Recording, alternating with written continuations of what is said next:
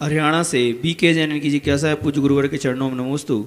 महाराज जी, जब कभी भी हमारे यहाँ विधान होता है तो कई स्थानों पर महिलाएं भी मारने पर अर्घ्य चढ़ाती हैं, तो क्या महिलाएं मारने पर अर्घ्य चढ़ाना उचित है? कृपया कोई बाधा नहीं है। देखो, मारने पर नीचे खड़े होकर, मारने पर यदि ऊपर चढ़ना पड़े तो गलत है।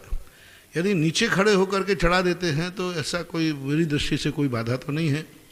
कि जिस प्रकार 13 पंथ में महिलाओं को अभिषेक करना वर्जित है, तो महाराज जी जब विधान आदि होता है तो उस मारणा पर जो स्थापना आदि की जाती है, तो क्या उस स्थापना में महिलाएं कर सकती स्थापना? देखो, स्थापना मारने आदि पे करने में अव्यवस्था होती है। सामान्य स्थापना तो आप लोग पूजा में करते ही हैं। जब पूजा आपकी थाली में ठोना होता है वहां तो स्थापना करते ही हैं। मारने की इसलिए कि थोड़ी सी व्यवस्था रखी जाती है।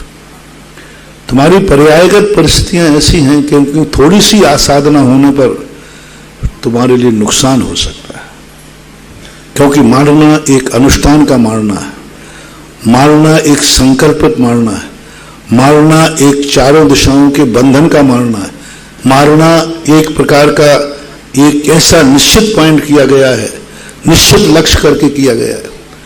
वहां पर कई भौतिक शक्तियां और देवी शक्तियां अपना आवास बना लेती हैं।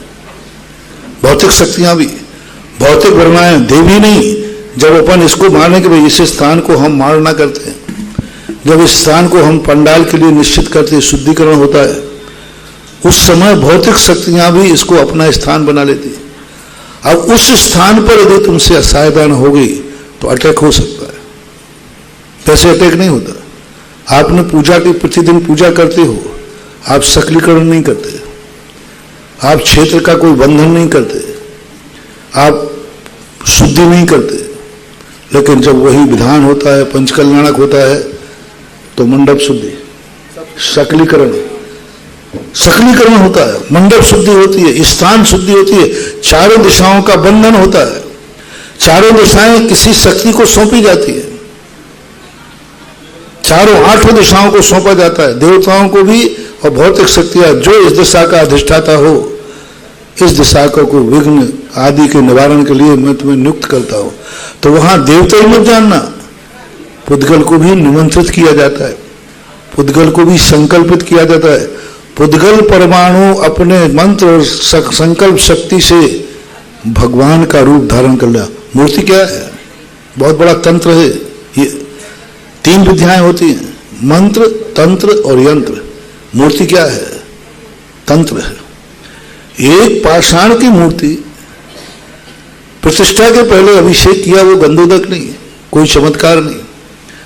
और एक पुद्गल को हमने संकल्प किया कि मैं तुम्हें आज से आदिनाथ मानता हूं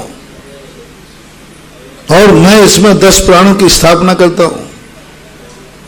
कोई जीव नहीं आ गया उसमें, लेकिन पुद्गल परमाणु एक मंत्र से इतना तांत्रिक हो गया, इतना तांत्रिक हो गया कि प्रतिष्ठा के बाद जब वो जल ढला तो इतना पूज्य हो गया कि मुनिराज भी मस्तक पर धारण करने लगे।